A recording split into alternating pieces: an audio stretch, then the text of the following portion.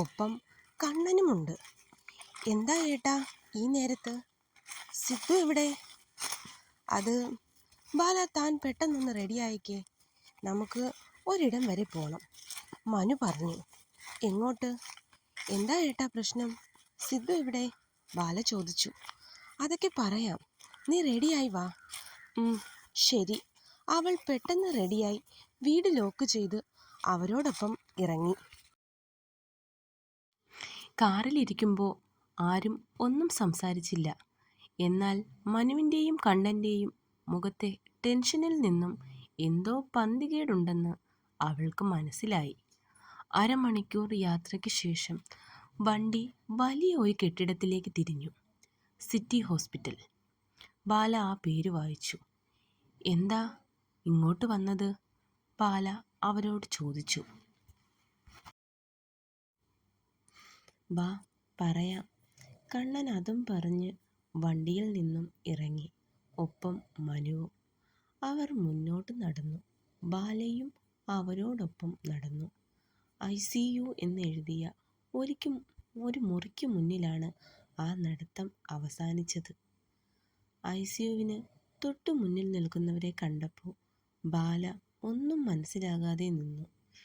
ജിത്തുവും മാധുവും ഗോപുവും അവിടെയുണ്ട്. ബാല മാധുവിൻ്റെ അടുത്തേക്ക് നടന്നു. എന്തു പറ്റി ചേച്ചി?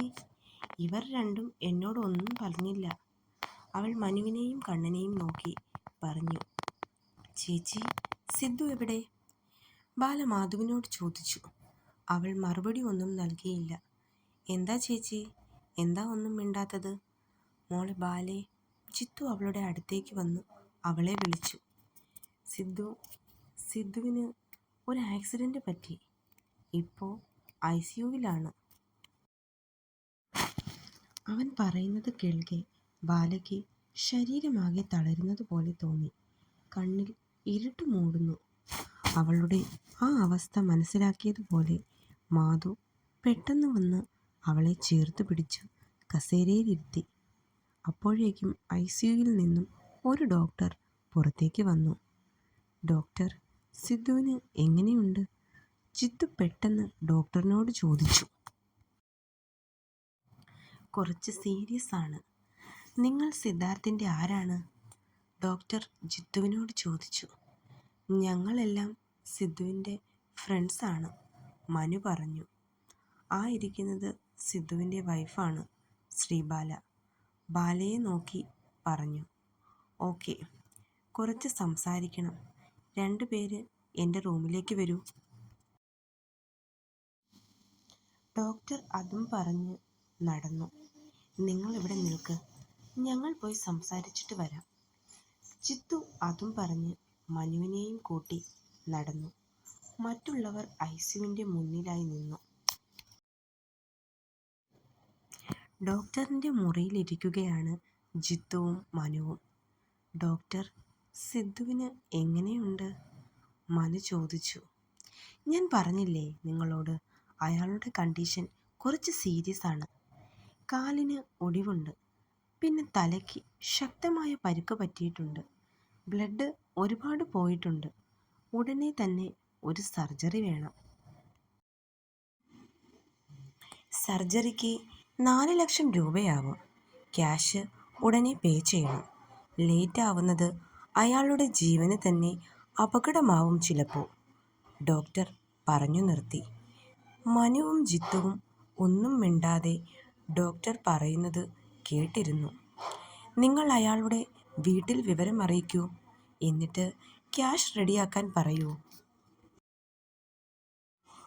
എങ്കിൽ മാത്രമേ സർജറിക്ക് വേണ്ട ഒരുക്കങ്ങൾ ഞങ്ങൾക്ക് സ്റ്റാർട്ട് ചെയ്യാൻ പറ്റൂ.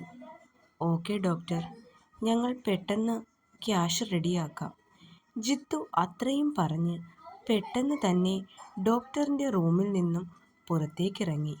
ഡാ ജിത്തു, നീ എന്ത് കണ്ടിട്ടാ ക്യാഷ് റെഡിയാക്കാം എന്ന് ഡോക്ടറിനോട് പറഞ്ഞത്? നിസ്സാരമായ ഒരു തുകയാണോ 4 ലക്ഷം രൂപ? നമ്മൾ വിചാരിച്ചാൽ എങ്ങനെ ഇത്ര വലിയ എമൗണ്ട് ഈ കുറഞ്ഞ സമയത്തിൽ റെഡിയാക്കാൻ കഴിയും? മനു ജിത്തുവിനോട് ചോദിച്ചു. അതിന് നമുക്കല്ലേ ഈ 4 ലക്ഷം എന്നത് ഒരു വലിയ തുക. അകത്ത് കിടക്കുന്നവന് ഈ 4 ലക്ഷം വെറും ഒരു നിസാര എമൗണ്ടാണ്. ജിത്തു പറഞ്ഞു. നീ എന്തൊക്കെയാ ജിത്തു ഈ പറയണത്? നീ എന്താ പറഞ്ഞു വരുന്നത് എന്ന് എനിക്ക് മനസ്സിലായില്ല. അതൊക്കെ പറയാം, നീ ഒന്ന് വന്നേ. ജിത്തു മനുവിനെയും വിളിച്ച് ICUവിൻ്റെ മുന്നിലേക്ക് നടന്നു.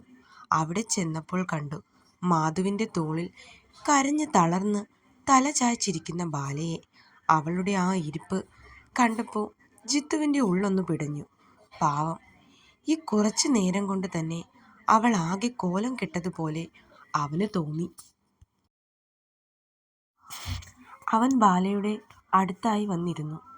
ജിത്തു, ഡോക്ടർ എന്താ പറഞ്ഞത്? ഗോപു ചോദിച്ചു.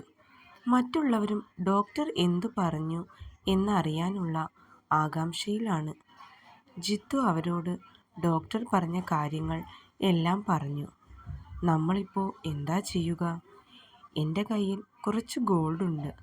പക്ഷേ അതൊക്കെ വിൽക്കണമെങ്കിലും നാളെയല്ലേ പറ്റൂ. നമ്മുടെ മുന്നിൽ അത്രയും സമയവും ഇല്ലല്ലോ, മാധു പറഞ്ഞു. ആദിയും മാഷും നാട്ടിൽ പോയേക്കുവാ. ഇല്ലെങ്കിൽ അവരോട് കുറച്ച് പണം ചോദിക്കാമായിരുന്നു. കണ്ണനാണ് അത് പറഞ്ഞത്.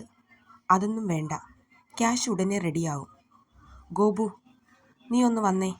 അതും പറഞ്ഞ് ജിത്തു ഇരുന്ന ഇടത്തു നിന്നും എണീച്ചു. നിങ്ങൾ എങ്ങോട്ടാ? മാധു ചോദിച്ചു. അതൊക്കെ വന്നിട്ട് പറയാം. മോളെ ബാലെ, സിദ്ധുവിന് ഒന്നും സംഭവിക്കില്ല. സർജറിക്കുള്ള പണം പെട്ടെന്ന് തന്നെ റെഡിയാവും. ജിത്തു അതും പറഞ്ഞ് മുന്നോട്ട് നടന്നു. അവനോടൊപ്പം ഗോപുവും. ജിത്തുവിൻ്റെ ആ വാക്കുകളിൽ വല്ലാത്തൊരു ആത്മവിശ്വാസം ഉറപ്പും ഉള്ളതായി മാധുവിന് തോന്നി. ജിത്തു, ഇത് വേണോ? സിദ്ധു ഇത് അറിഞ്ഞാൽ പിന്നെ എന്താ ഉണ്ടാവാൻ പോകുന്നത് എന്ന് നിനക്കറിയാലോ, ഗോപു പറഞ്ഞു. എനിക്കെല്ലാം അറിയാം. പക്ഷേ ഇപ്പോൾ നമ്മുടെ മുന്നിൽ വേറെ വഴിയില്ല. അവൻ്റെ ജീവൻ രക്ഷിക്കുക, അതുമാത്രം നമ്മൾ ഓർത്താൽ മതി. അതിന് ഈ വഴിയാണ് നമ്മുടെ ഏക മാർഗവും. ജിത്തു അത്രയും പറഞ്ഞ് ഫോൺ എടുത്ത് ആരെയോ കോൾ ചെയ്തു. ഹലോ, ഞാൻ ജിത്തു ആണ്. ജിതിൻ. എന്താ? മറുവശത്തു നിന്നും ഗൗരവം നിറഞ്ഞ ശബ്ദമായിരുന്നു. കുറച്ച് സമയം ജിത്തു ആ ഫോൺ കോൾ തുടർന്നു. പിന്നീട് ഡോക്ടറെ കാണാൻ വേണ്ടി ഡോക്ടറിൻ്റെ ക്യാബിനിലേക്ക് പോയി. കുറച്ച് സമയത്തിനുള്ളിൽ സിദ്ധുവിനെ ഓപ്പറേഷൻ തിയേറ്ററിലേക്ക് കൊണ്ടുപോയി. സമയം വളരെ പതിയെ നീങ്ങുന്നത് പോലെ എല്ലാവർക്കും തോന്നി.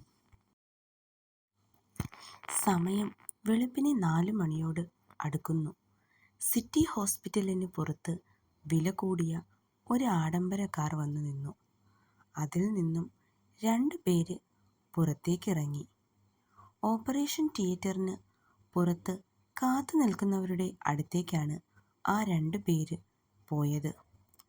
ദൂരെ നിന്നും നടന്നു വരുന്ന ആ 2 പേരെ കണ്ടപ്പോൾ തന്നെ ജിത്തു ഇരുന്ന ഇടത്തിൽ നിന്നും എഴുന്നേറ്റു. ഒപ്പം ഗോപുവും. മാധുവും അവരുടെ ആ വരവിൽ നോക്കി നിന്നു. ജിത്തു, ദേവന് എങ്ങനെയുണ്ട്? ഡോക്ടർ എന്തു പറഞ്ഞു? അങ്കിൾ, സർജറി കഴിഞ്ഞിട്ടില്ല, ജിത്തു പറഞ്ഞു. അയാൾ ഗൗരവത്തിലൊന്ന് മൂളി. മധുമതി എങ്ങനെ ഇവിടെ? അയാൾ ചോദിച്ചു. മാധു എൻ്റെ ഭാര്യയാണ്. 2 ആഴ്ച കഴിഞ്ഞു ഞങ്ങളുടെ വിവാഹം കഴിഞ്ഞിട്ട്. അയാളൊന്ന് മൂളി. അയാളുടെ കൂടെ വന്ന ചെറുപ്പക്കാരൻ മാധുവിനെ നോക്കി ഒന്ന് പുഞ്ചിരിച്ചു. അവളും ഒന്ന് ചിരിച്ചു. എന്നാൽ ബാലയ്ക്ക് ഇതൊന്നും ആരാണ് എന്ന് മനസ്സിലായില്ല. ഈ പെൺകുട്ടി ഏതാ? ബാലയെ നോക്കി അയാൾ ചോദിച്ചു. ഇത് ശ്രീബാല, സിദ്ധുവിൻ്റെ ഭാര്യയാണ്. ജിത്തു പറഞ്ഞു. വാട്ട്, ഭാര്യയോ? അയാൾ ദേഷ്യത്തിൽ പറഞ്ഞു. അയാളുടെ ദേഷ്യഭാവം കണ്ട് ബാലയ്ക്ക് വല്ലാത്ത ഭയം തോന്നി. അയാൾ ബാലയുടെ അടുത്തേക്ക് വന്നു. ഞാൻ കേട്ടത് ശരിയാണോ? നീ സിദ്ധാർത്ഥ് മഹാദേവന്റെ ഭാര്യയാണോ? അയാൾ ബാലയോട് ചോദിച്ചു. എന്നാൽ അവൾ ഒന്നും മിണ്ടിയില്ല. പേടിച്ച് തല താഴ്ത്തി നിന്നു. നിന്നോടാ ഞാൻ ചോദിച്ചത്. എന്താ, നീ കേട്ടില്ലെന്നുണ്ടോ? അയാൾ കുറച്ചുകൂടി ശബ്ദത്തിലും ഗൗരവത്തിലും ചോദിച്ചു. ഇത്തവണ അവൾ വല്ലാതെ പേടിച്ചു അയാളുടെ സംസാരത്തിൽ. ഞാൻ സിദ്ധുവിൻ്റെ ഭാര്യയാണ്, അവൾ പറഞ്ഞു. അയാൾക്ക് അവൾ പറഞ്ഞത് കേൾക്കെ വല്ലാത്തൊരു ഷോക്കായിരുന്നു. അതെ അങ്കിൾ, ഇവരുടെ കല്യാണം കഴിഞ്ഞ് 5 മാസത്തോളമാകുന്നു, ഗോപു പറഞ്ഞു. കൊള്ളാം, നന്നായിട്ടുണ്ട്. സ്വന്തം അച്ഛനെ പോലും അറിയിക്കാതെയാണോ അവൻ്റെ വിവാഹം? അച്ഛനോ? ബാല ഞെട്ടി അയാളുടെ ആ സംസാരത്തിൽ.